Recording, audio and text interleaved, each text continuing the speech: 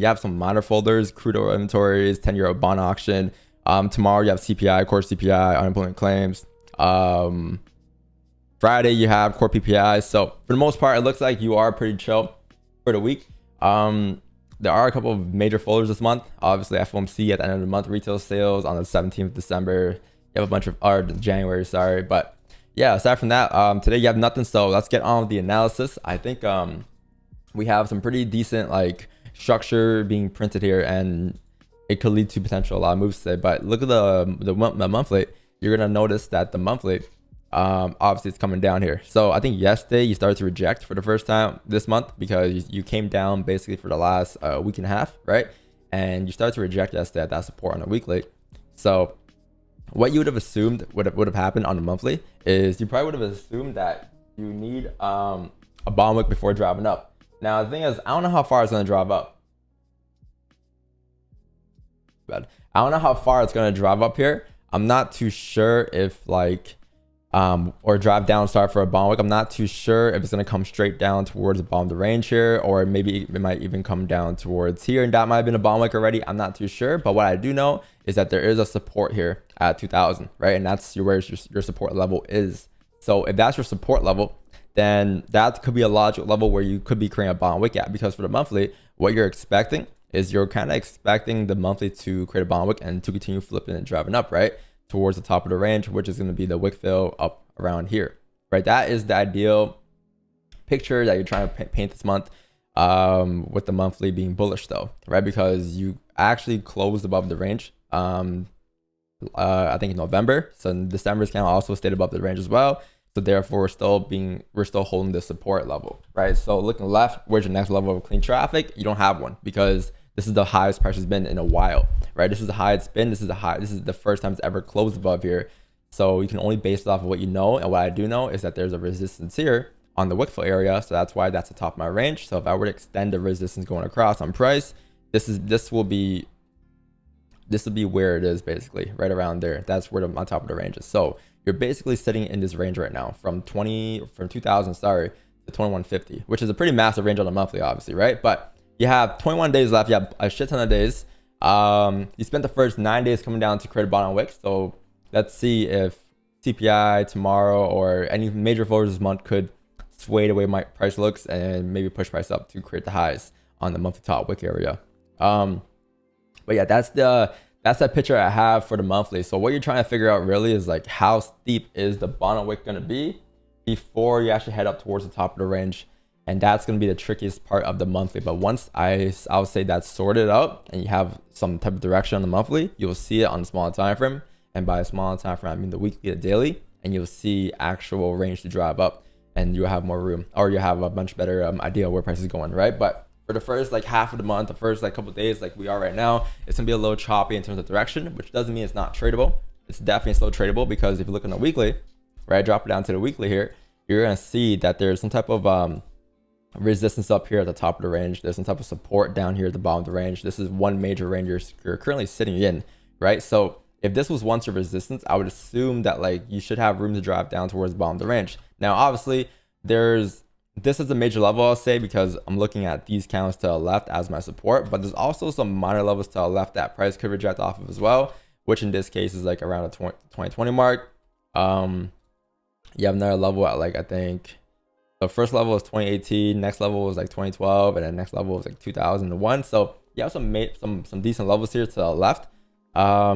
And it looks like price started to react off of the most minor level, which was right around here. And if that's what price is doing, yeah, there could be a slight chance that would have been the bottom wick for us to rip up, for all I know, right? But due to the fact that you actually closed bearish last week, I would have assumed that price was going to head down to the bottom of the range. And I think earlier this week, we're looking to see if we can grab sells down at the top of the range to take it down towards the bottom of the range. Obviously, I think price drove top wick.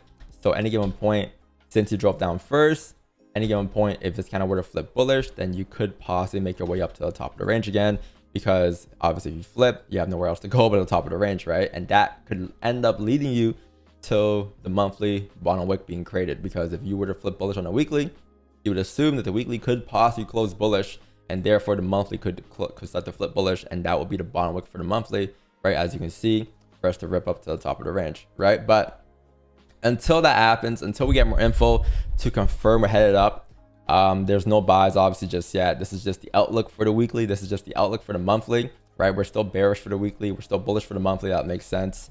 And you still got some room left over here. So what we're trying to do over the next couple of days is we're trying to figure out whether or not this is enough of a bond wick for us to rip up, right? So I don't know yet. I gotta see what on a small time from what's up, but we'll drop down to that in a second here. The daily here. So the daily looks pretty I'll say interesting here. You are currently like in this range here. So there was this resistance at one given point. You had this support down here at one given point. You actually came down and filled the range completely on, I think this was Monday, right? Was that Monday? Yeah, Monday.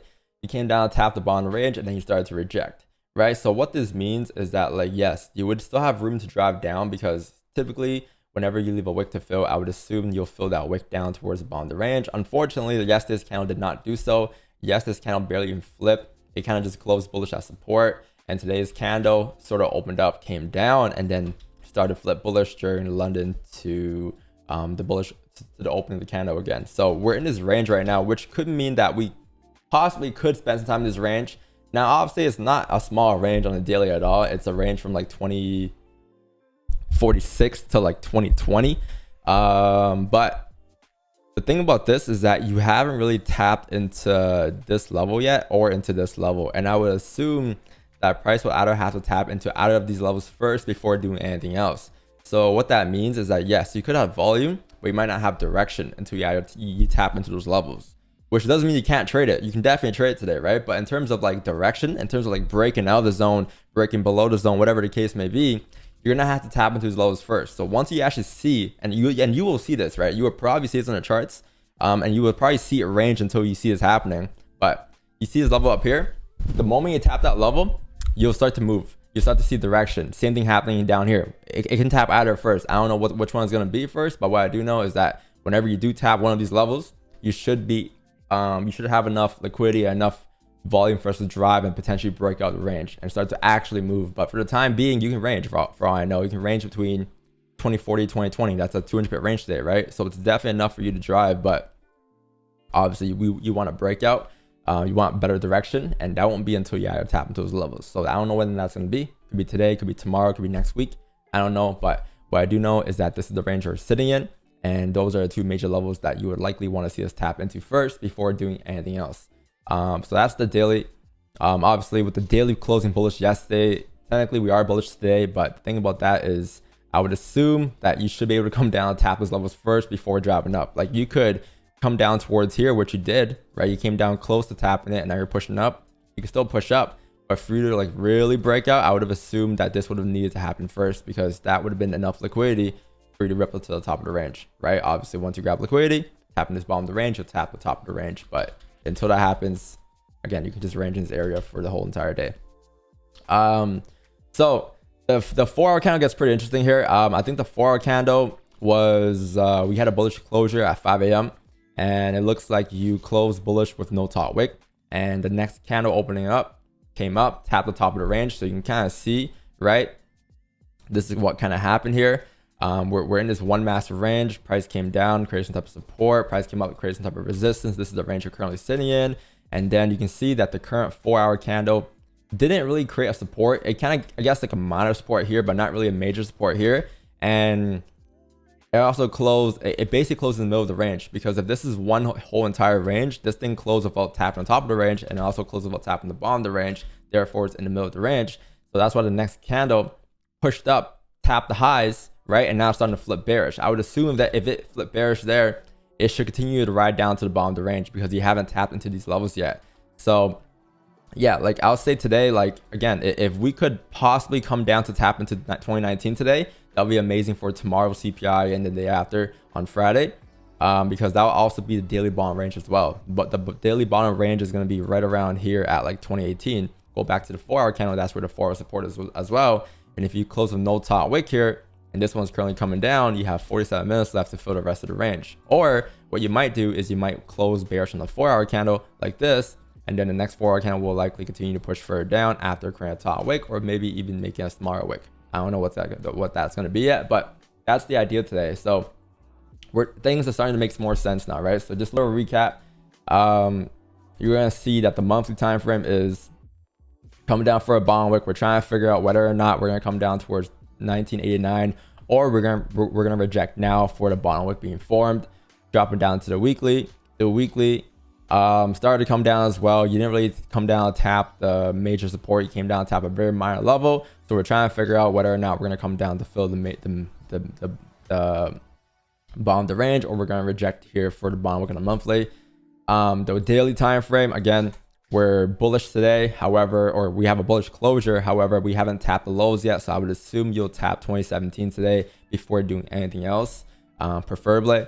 And the 4-hour candle shows that you could possibly close bearish, and you could possibly take your way down towards those levels there to the left, which is the 2019, 2017 here. So everything kind of points you down towards like 2018, 2017 first. Now that doesn't mean it's the buys for a day, right? Like, don't worry if you're taking positions for a day in buys, you'll be fine, right? That's up to you. That's your position, whatever. But I'm saying the next step in price action shows us that we should tap into 2018 next, 2017 before printing the next pull. Now that can mean we tap 2017, reject all the way up to 2060 for the monthly wick fill, right? Who knows? But I would assume that, you know, with the way things are looking today, that you do have room to drive down towards the bottom of the range here. So yeah, let's see what's going on today. Let's see how we can take advantage of that. So as it comes down to like the 1 hour 30:15 here, I think it comes down to like the hardest part about today is just figuring out whether or not this is going to be the top of the range, or figuring out if this is going to be the top wick, because for all I know, this thing could close bullish though, and if it does close bullish, there's a slight chance that we may not continue to push down towards the bottom of the range, and therefore we could just continue to push up till maybe even the top of the range on the daily time frame, right? Because we're in this massive range here. So that obviously could happen as well. I'll say this is a very crucial 4-hour close, and you know, if you have a very tough time reading price right now, I'll wait for the 4-hour close, because it'll give you a much better direction in terms of it'll actually close bearish here to give you a direction for sells, or maybe even it might close bullish to give you more direction for buys. But if you're, you know, stuck with figuring out what the bias is today, the 4-hour close should give you a better idea of what that is. So for me, it's more so of like, I'm okay with taking positions before the 4-hour close, but I'm gonna need some type of confirmations showing me signs that that is the 4-hour top wick before driving down, right? So right now it shows us that the high is sitting at like 2040 on price here, and if you were to drive down towards the bottom of the range, which in this case is going to be around like 2026 here, right, as your next minor support, then before doing so, I would prefer we can just break the highs, because if you come all the way up again to break the 4 highs, technically speaking, you should be able to drive up, right? But if price doesn't drive up, what's the reason for it? Now, I'm not saying it's not going to drive up. I'm saying if it does drive up and it doesn't continue to drive, and it just creates a top wick, then there's and then you come back down to re-break the lows, there's a high chance that that was being done to grab liquidity to a downside, right? So it's not about like being right on the next pull. It's about figuring out what comes first that will lead to X amount of whatever move afterwards, right? So the first thing I'll do is probably wait to see whether or not this is a 4-hour top wick. By so is probably waiting to see whether or not if you can come up to create a top wick at 36, 37, and then flipping bearish before taking the sells down, or even possibly taking buys, right? So the buys, thing about that is I don't think we'll get buys until the 9 a.m. close, because I kind of need to see how the 4-hour candle closes first for me to figure out the buys, because I would need this candle to close bullish or whatever the case may be. So I don't think we'll have any of those opportunities until the 4-hour close. But until the 4-hour close, there will be plenty of opportunities for you to get sells, as long as we print those those top wicks at 2036, 2037 before ripping down. All right. And that could mean, so like, let me just draw my levels here. So you have a resistance right around here at like 2038 here, right? And then you have a support being down here at like 2026 here.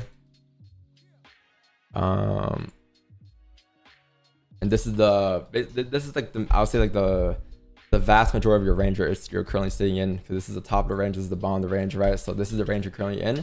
Obviously, if you can come up to tap into this range here, right, which is going to be at 2037, That'll be a topic that I would want. And then I obviously want to see a bearish closure below the range, which would be very key here. If you don't close below this range, then obviously taking sells could be a little tough, because you closing bullish here is you closing back into the range, which means that the 4-hour candle could just end up flipping and continue to drive up if that were to be the case, right? Because this is what's happening. So you do want to see this candle close bullish below this range here, or even like bearish below the range would be preferred. But if it were to do that, then the next 4-hour close or the next 30-minute candle could possibly just continue to drive down here.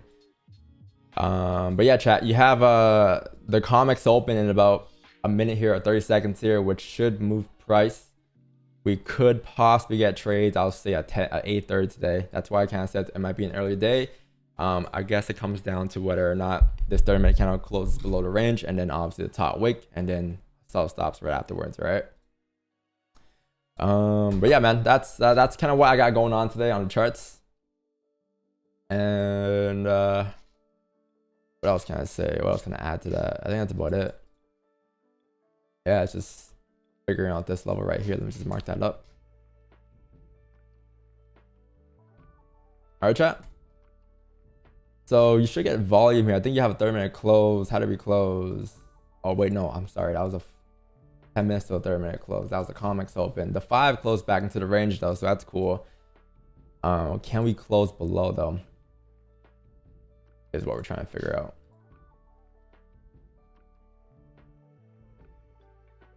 Like this is like the hardest thing to do today, right? This right here, this is like your main focus right now. But once you figure out what happens on this 4-hour close, it's gonna be very straightforward.